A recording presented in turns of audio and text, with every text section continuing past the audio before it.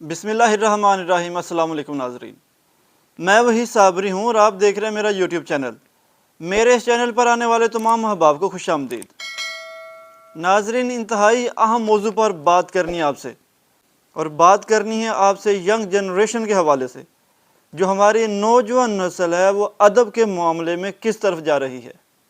पहले ये हदीस शरीफ सुनिए, उसका तर्जमा सुनिए, फिर उसके ऊपर बात करते हैं।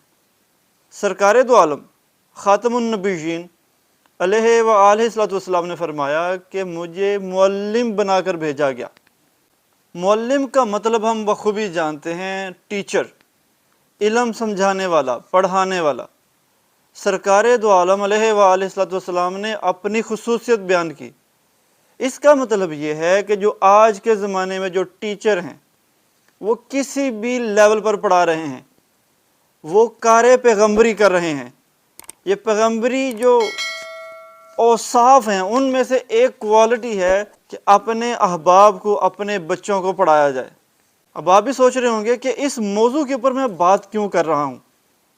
असल वजह यह है कि जो हमारी जो जनरेशन है, जो हमारी जो यंग जनरेशन है, वो अदब के मामले में बहुत खाली हो चुकी है। इसमें कोई शक नहीं कि जो मुआशरा होता है वो तालीम के बग़ैर अधूरा होता है। लेकिन हकीकत यह है कि पूरी बात का ये आधा सच है। कोई मुआशरा अगर तालीम के बग़ैर तरक्की नहीं करता तो ये भी हकीकत है कि अगर उस मुआशरे से अदब ख़त्म कर दिया जाए तो उस मुआशरे का जनाजा निकल जाता है। एक वक्त था कि जब टीचर जो होते थे वो बच्चों के साथ इंतहाई सख्ती से पेश आते थे, और बच्चों को ये हिम्मत नहीं होती थी कि टीचर की आंखों में आंखें मिलाकर देख सके। पेरेंट्स जब स्कूल छोड़ने जाते थे तो टीचर से पहली बात करते थे कि हमें हमारा बच्चा पढ़ता हुआ चाहिए, ना कि हमें हमारा बच्चा ख़राब चाहिए, बिगड़ता हुआ चाहिए। जब से ये स्लोगन यूज़ किया जा रहा है, मार नहीं प्यार वाला, तब से हमारी जनरेशन जो है वो अदब के मामले से खाली होती जा रही है। टीचर अगर अपने बच्चों को घूर के देख भी ले, फिज़िकल पनिशमेंट की बात नहीं कर रहा मैं, सिर्फ अगर थोड़ा सा समझाने की खातिर थोड़ा सा घूरता है, बच्चे को डिसिप्लिन में लाने की कोशिश करता है, बच्चे को पता है कि जब जाकर अपने पेरेंट्स से कहेगा तो पेरेंट्स उसको फॉलो करेंगे कि आपके टीचर ने हमारे बच्चे की जानिब देखा है। बच्चे का भले डिसिप्लिन ख़राब हो, बच्चे में भले अदब ख़त्म हो, बच्चे की जो आने वाली ज़िंदगी है भले ही वो स्टेक पर हो, लेकिन पेरेंट्स जाकर स्कूल जाकर शिकायत करते हैं टीचर की कि आपके टीचर ने हमारे बच्चे की तरफ ऐसे क्यों देखा है। मैं इस बात की एडवोकेसी नहीं कर रहा कि बच्चे को फिज़िकली पनिश किया जाए। मैं फ़िज़िकल पनिशमेंट के बिल्कुल भी हक़ में नहीं हूँ। मैं नहीं चाहता कि बच्चे को फिज़िकली पनिश किया जाए, लेकिन अगर टीचर बच्चे की हल्की सी सर्जनिश करता है, इससे बच्चे की साइकी ख़राब नहीं होती, इस बात का यकीन कर लीजिए। अगर सर्जनिश से बच्चे की साइकी ख़राब होती जैसा कि कुछ लोग कहते हैं कि इससे हमारे बच्चे की साइकी ख़राब होती है, तो पाकिस्तान के जो 99% लोग हैं उनकी साइकी ख़त्म हो चुकी होती, तबाह हो चुकी होती। एक मुख्तसर सा वाक़या याद आ गया है, जनाब इशफाक अहमद साहब से सुना हुआ।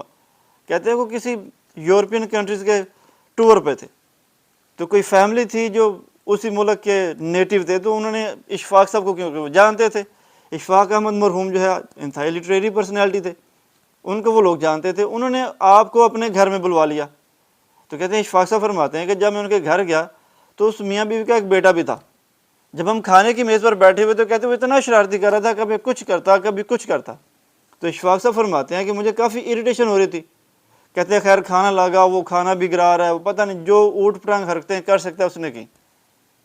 तो कहते उसके पेरेंट्स देख रहे थे, वो कुछ नहीं कह रहे थे।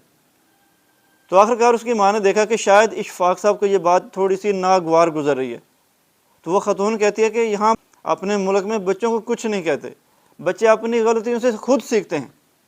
इशफाक साहब ने ये बात सुनी, चुप कर गए।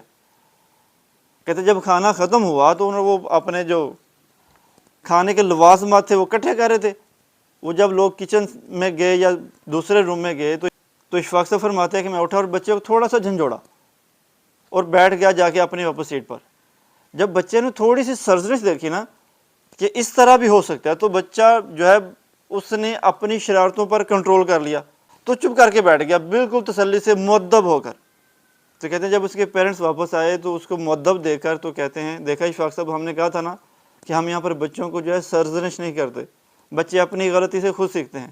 تو اشفاق صاحب دل میں فرماتے ہیں کہ جو میں نے اس کے ساتھ ہلکا سا جو سلوک کیا ہے یہ اس کی وجہ سے ہے۔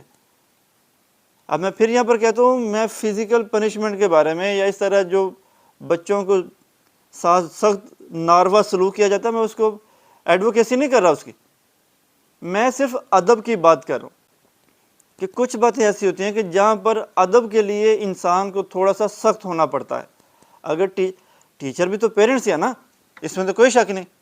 سرکار دو عالم علیہ وآلہ الصلوۃ والسلام کی وہ آپ نے حدیث یقیناً سن رکھی ہوگی، جس میں سرکار دو عالم علیہ وآلہ الصلوۃ والسلام نے فرمایا کہ ٹیچر بھی جو ہے وہ باپ کی طرح ہوتا ہے، باپ کی طرح ہوتا ہے، اس کا بھی اتنا ہی ادب واجب ہے جتنا کہ حقیقی والد کا، حقیقی باپ کا ادب واجب ہے۔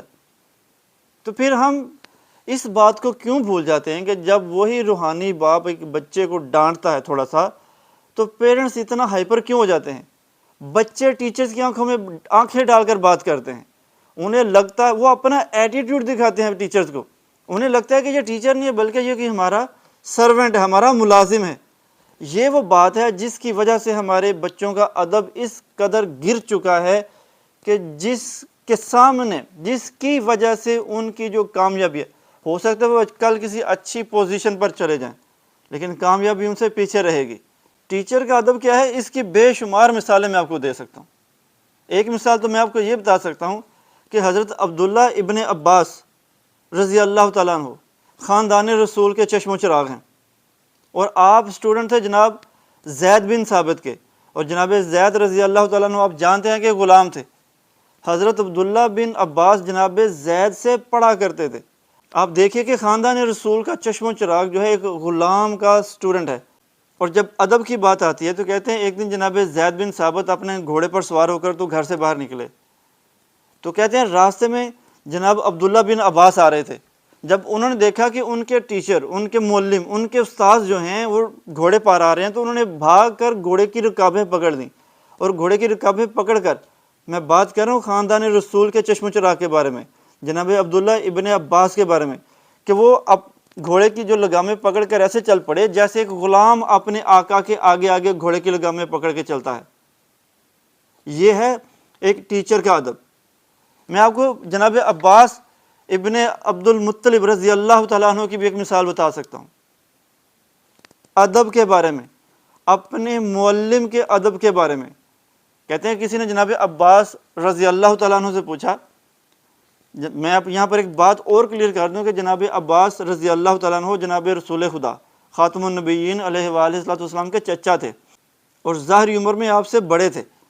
تو کہتے ہیں جب کسی نے آپ سے سوال کیا نا کہ آپ میں سے اور جناب رسول خدا خاتم النبیین علیہ وآلہ السلام میں سے کون بڑا ہے، تو سرکار جناب عباس رضی اللہ تعالیٰ عنہ کہنے لگے کہ میں نے دنیا میں صرف سال زیادہ گزارے ہوئے ہیں، بڑے جناب رسول خدا علیہ وآلہ السلام ہی ہیں۔